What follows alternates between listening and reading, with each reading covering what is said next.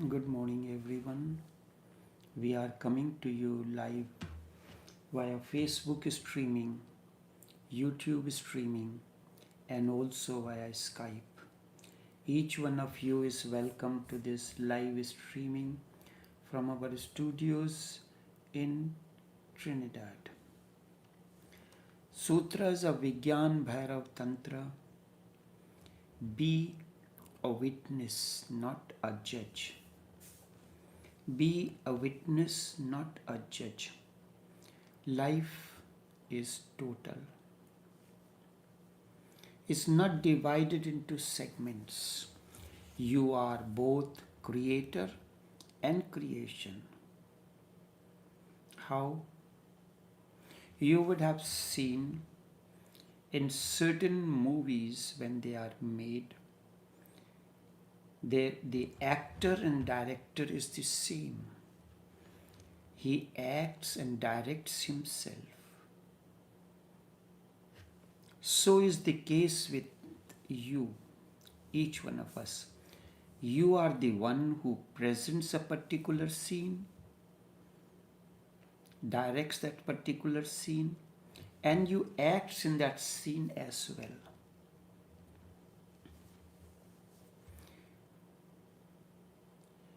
Suppose a fight erupts. You are the actor of the fight, but at the same time you are directing. But your whole life is undivided, not into segments. Never look at life with divided or partial vision. It is exactly like a house. House is neither living room, nor bedroom, nor kitchen, nor terrace. These are the different parts of an undivided whole house. These are the parts of whole undivided house. You enter the house through the main door. Then you enter the living room, pass through another area, you go to the study, you can pass through one bedroom to come at the terrace. When you stand in a particular, any corner of the house, you do not look at that part as whole house. Instead, you know this is part of the whole house. Part of the whole house. When you are looking at your activities in a particular field, a particular corner, it is like you are standing in a particular corner of the house, which is part of the undivided house. When you invite anyone to your house, do you invite him only to your kitchen? Say that I invite you today to my kitchen or living room. You invite him to the house, the undivided. You are undivided. Your actions, which are performed in different parts, they are part of you, not separate from you. You never invite anyone into your kitchen alone. Instead, you invite him in the whole undivided house that includes different parts. And these parts comprise the whole house. After inviting you in the house, I can take you to the different corners of the house, different places, parts of the house. Now, it is up to you which area of the house you find it more energetic, overflowing with energy than the other. So, when you visit everything there, either you or your guests say, okay, let us go by the swimming pool, we will sit down there and have our conversation, or somewhere else. Life is like a house, not divided into segments or portions. What is the difference between you and me? There is a difference. What is the difference? You use your two eyes to see, you use your two ears to hear, you use your hands to work. Both of us use our ears to hear, eyes to see, nose to smell and breathe, hands to do the work. Use the same sense organ for the same purpose. Then what is the difference between you and me? You may be hearing anything according to your own choice or liking. That's why we have the two words, hear and listen. The other way is that of listening. And listening means you are trying to understand the meaning that the speaker wants to communicate to you. When I speak on different topics. There are people who will listen to talks relating to any particular topic, be it Sufism. If you're conditioned into Sufism, you are listening to me, and certain things you will agree, certain things you will not agree. This is hearing. There are certain verses which has been used during meditation by my uncle and grandfather, and so whenever I post a picture of Lalaji or any other, and also the couplets sung by them, there are people who will like those. They will not like this talk that is now happening. But if in this talk I post a picture of Lalaji, immediately the like will come to that. This is how we move. In Hindu scriptures, there is a word called, these scriptures are known as Shruti. Shruti comes from the word to hear, to listen. So Shruti is the subject. To listen is a verb, and Shruti, that which is speaking to you through that, the inner quality of the listening. This is the reason that in one of the Upanishad there is a prayer. That prayer says, may I see that which is worth seeing, may I hear that which is worth hearing, Bhadram Karnebhi Shrunuyam, may I hear that which is worth listening, may I see that which is worth seeing. You may be hearing something according to your own choice and liking. The other way is of listening. That means you understand the meaning that is communicated by the speaker. This is listening. Most of us hear. So this is the difference between you and I. You are using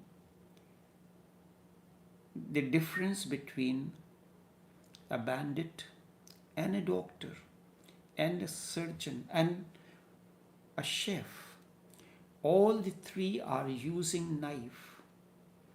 Chef is using knife to cut the vegetables, to prepare a meal for you. Doctor is using the knife to perform operation, surgery on you, so that your problem can be rectified and the health can be restored, and the bandit uses the knife to take the life. In the same way, that is the difference. You can use your kitchen for one purpose. Somebody else may use the kitchen for another purpose. You can use your office desk in a creative manner or otherwise. So life is total, and you are not divided into segments. You are not the body, you are not the mind. When there is harmony, there is a rhythm between mind and heart, another type of energy flows. When there is a rhythm between husband and wife, there is creation. Something creates out of that harmony, that rhythm, that oneness. The moment this rhythm, the Hindi word for that is lay. Pralay means destruction. So when this rhythm is broken, the destruction happens. There need to be a rhythm between you in your house, between all the parts, segments of your house. That is why it is one house. If there is a breakdown of that rhythm, then there is a breakdown between the two. They may be living in the same house, but they are on the breakdown. The process of destruction has begun, or dissolution has begun. The house will not remain the same as when it has the harmony, all the parts. So this happens very often in ourselves. There is the rhythm, the harmony, the balance between the two sides of the brain, between the head and the heart is broken. So the entire emphasis of the masters is to create that rhythm, maintain it. So when you are in the company of the awakened one, what happens?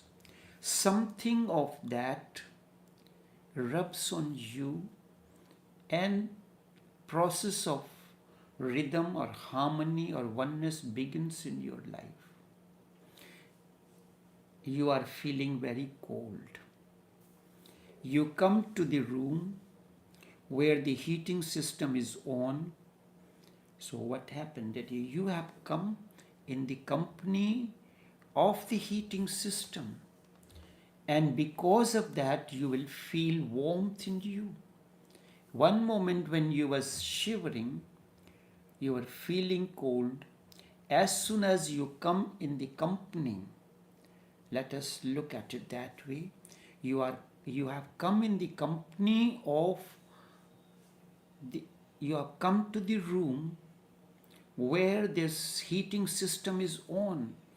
It may have broken in the other places.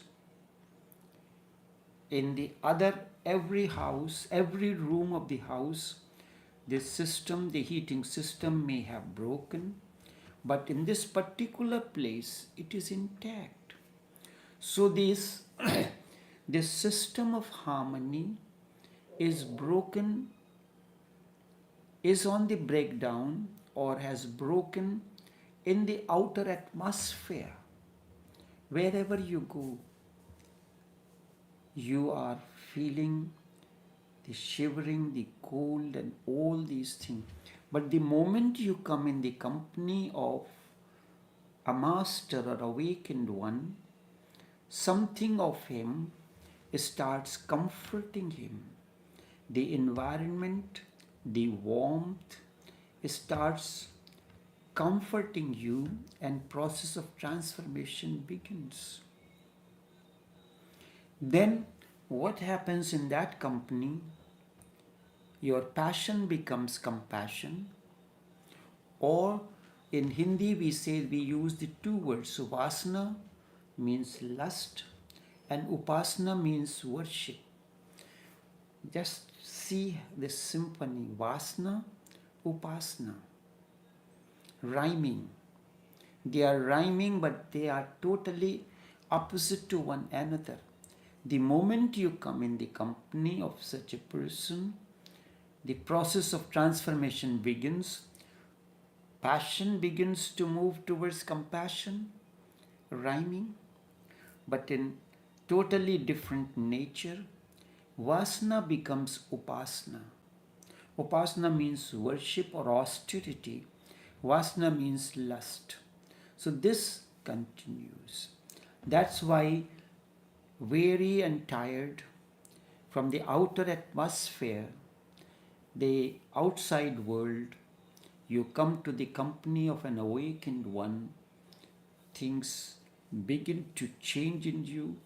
Something of him begins to rub on you. I recall, I have a friend. He is a prominent citizen in Trinidad.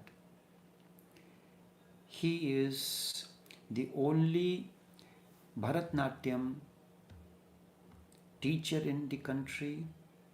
So in 1994, during a function, I spoke while this talk was going on. I said, there is nothing lower, nothing is higher. What is lower is the beginning of the higher, and what is higher is the end of the lower. Look at the wall in front of you or behind you.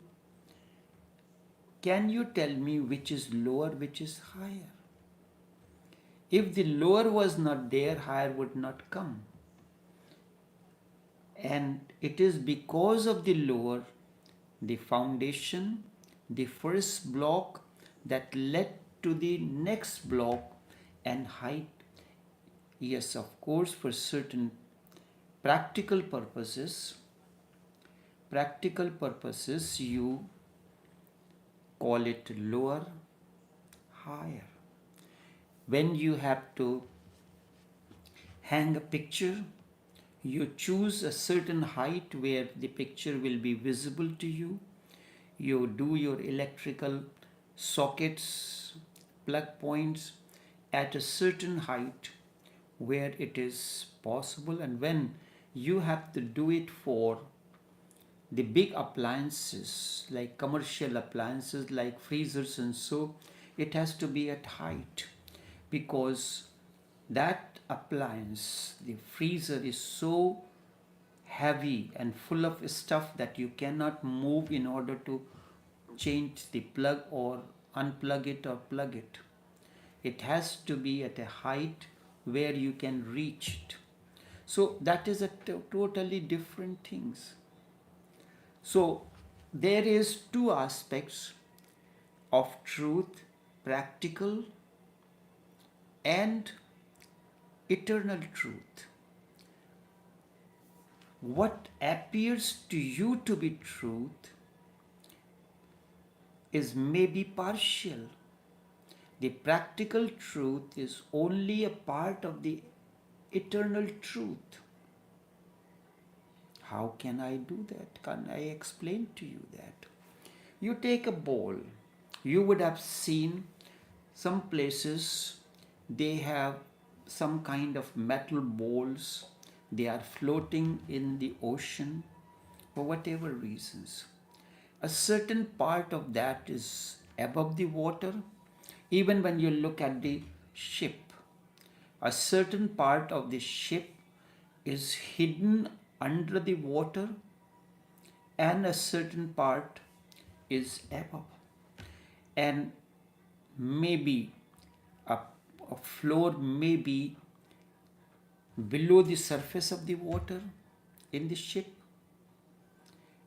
but you are seeing only a certain part, certain percentage of the ball, maybe 25% ball which is floating, and it is on the surface of the water, and the remaining 75% is below the water.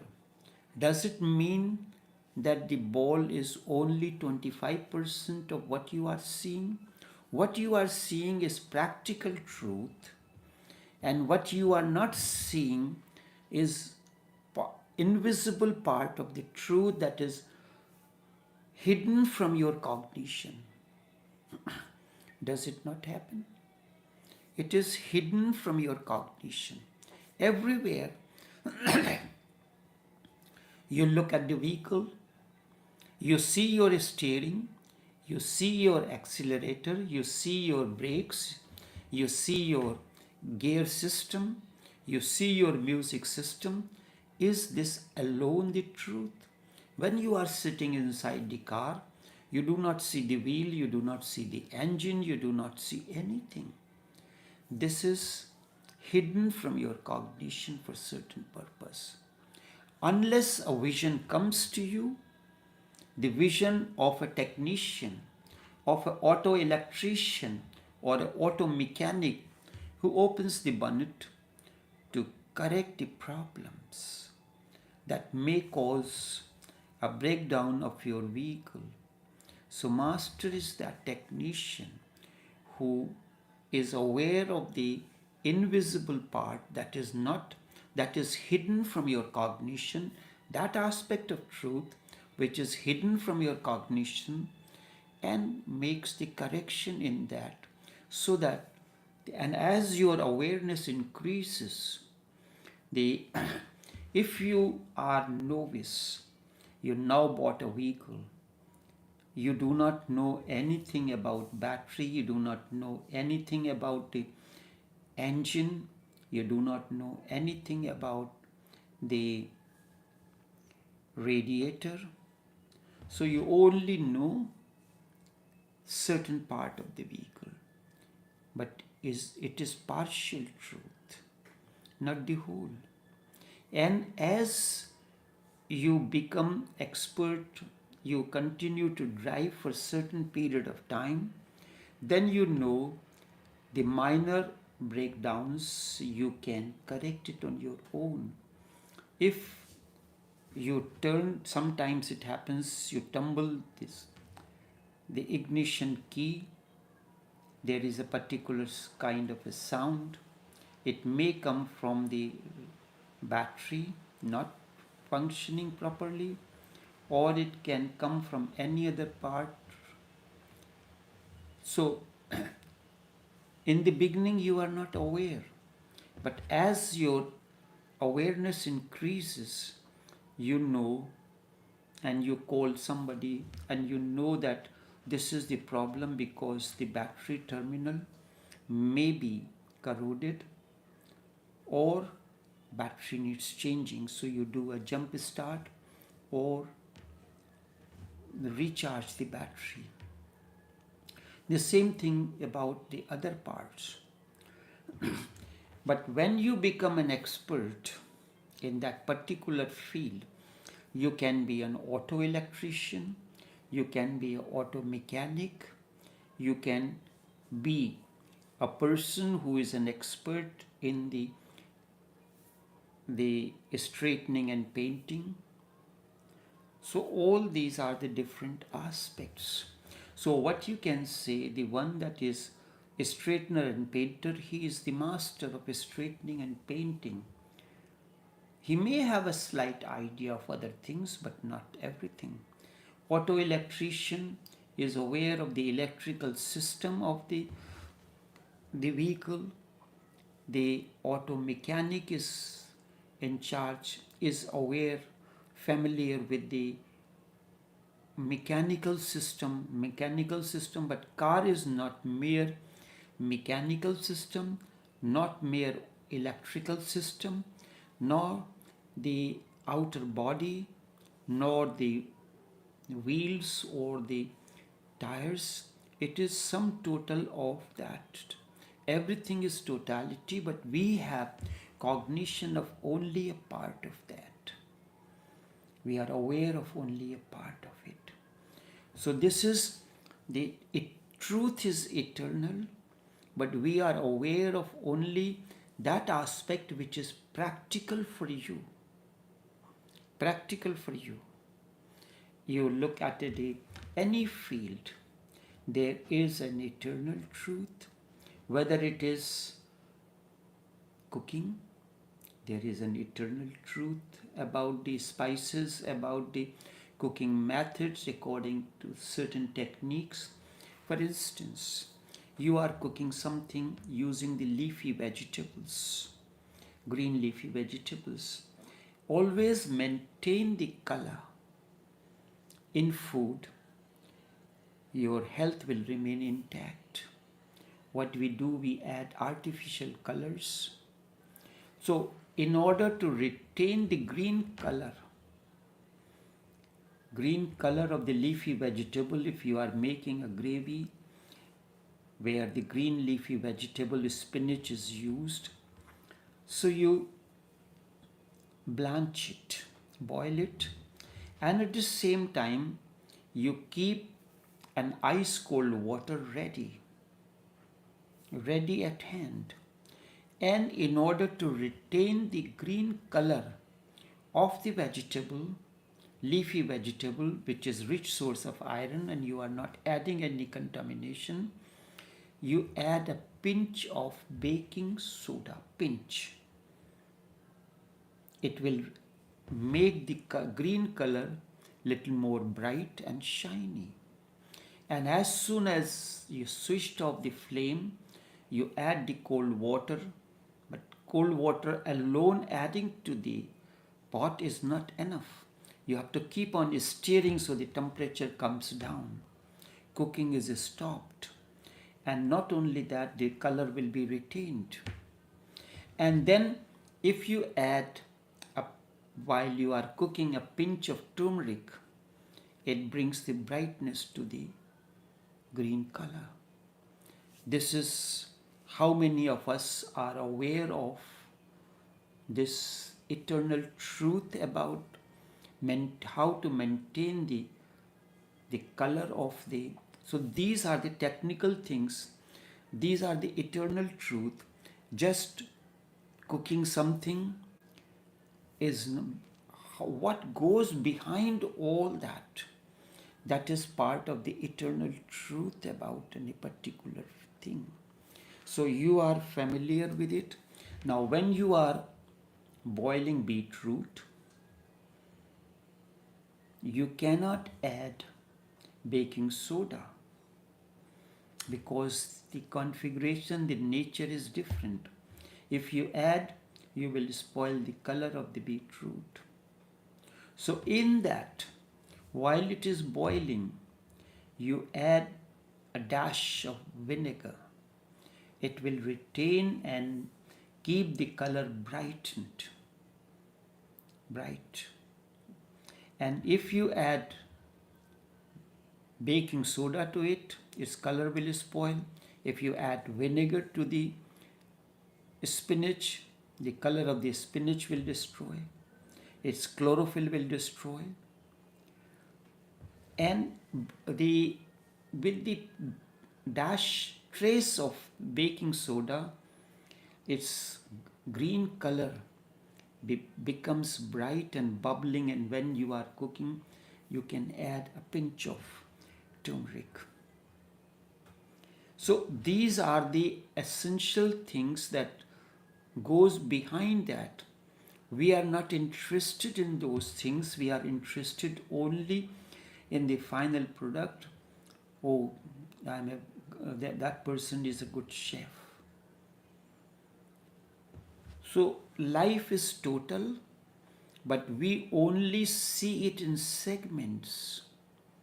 We see only one part of your personality, not the total.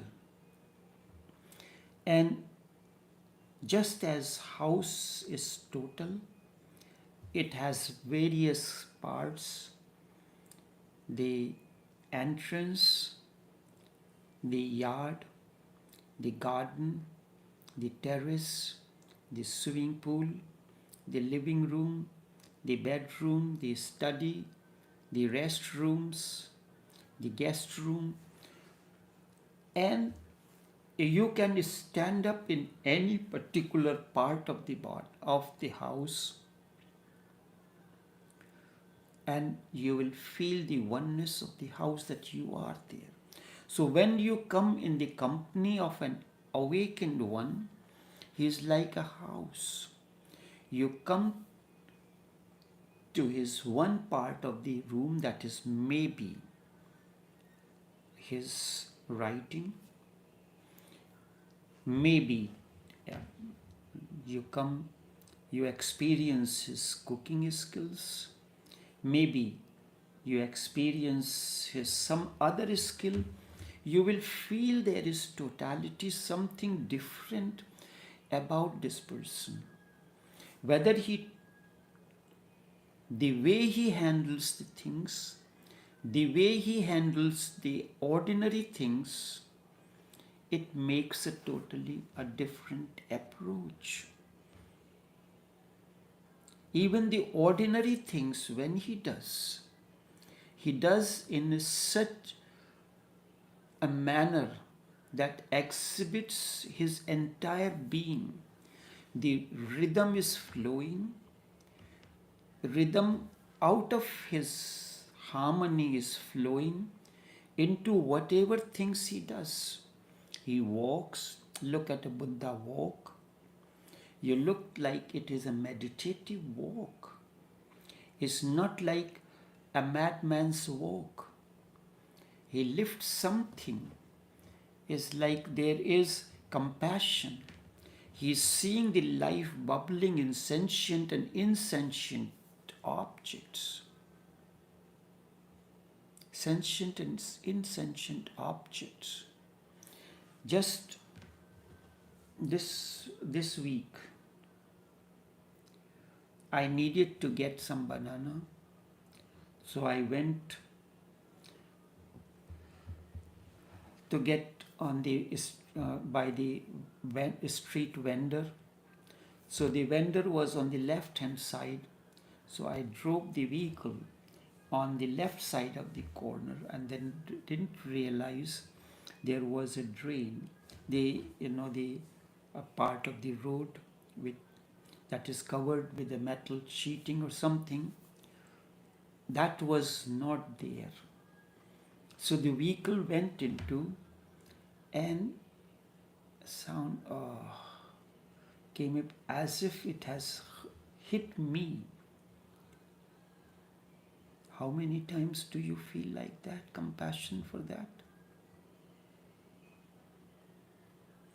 Do you feel the same thing about your pen that is used for the writing purpose, or your other equipments that you use? So there has to be, if you have experienced the oneness within, just as all the rooms and everything in the house are flowing in one harmony at one place, depending on now each room a different person is staying. So the energy field in the different places will be different. The place where the master sits, or the awakened one sits, there the energy will be of a different nature, totally different than the other places. But the whole house will be reflecting his energy field. Even the articles that the master uses, that will reflect his energy field. It happened with Brij Mohan Lal. It happened that his master Abdul Ghani Khan was going for pilgrimage, for a Hajj.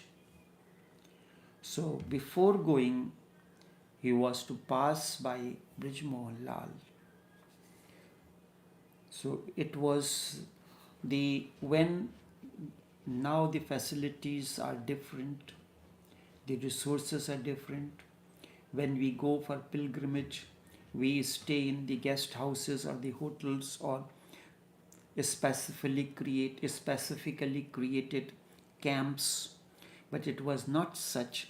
We have to walk with our own comforter and mattress, which is of the something like a big pillow filled with the cotton, like you see in the West we get the comforters or the sleeping bags. So it was that. So Brij Mohan Lal instructed his wife to get the set of the comforter and the mattress made for the sheikh. But my grandmother made two sets identical, one for her husband and one for the master. So the one that was made for Brij Mohan Lal was used once by him. So afterwards, the day when the sheikh was to arrive, so Brij Mohan Lal instructed this caretaker of the house to prepare the bed for the sheikh and use the new mattress. But the two sets were identical. So this caretaker could not know which is the new one and which is not. Because both of them sets were placed at the same place. It was put there. Bed was prepared. And the Sheikh Abdul Ghani Khan sat on this bed. He called Brij Mohan Lal loud. He used to call Brij Mohan Lal, come full name. He came bowing down. He said, this set belongs to you. So unaware of the fact, Brij Mohan Lal said, no, sir, this is a new one made specifically for you. He said, should I listen to you or trust the mattress? The mattress is saying that on this mattress you have slept. So what happened there? How do you know that? When you use a mattress or comforter or the bed sheet, you have a different kind of insignia left on that. But what about his? When he is resting or sleeping, his consciousness, his energy field, the aura that is surrounding him, its vibration is sinking into the inert, the inanimate mattress and the comforter.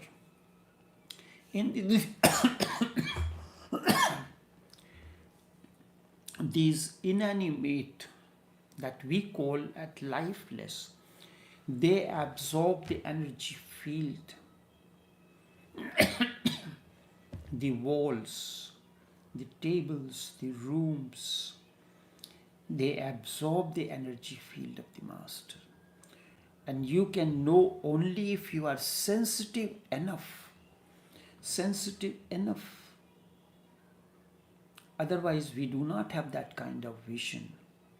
We do not, because, as I said, you have the faculty of hearing, you have the faculty of seeing, and the master too has a faculty of seeing, but the totally different approach of seeing, feeling. How did he know that? The Brij Mohan Lal slept on that mattress.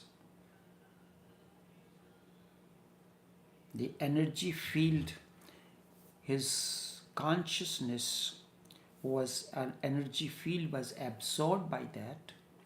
And when Abdul Ghani sat on that, he got in harmony with that. harmony with that, and he felt that this belongs to an awakened one. This mattress belongs to an awakened one.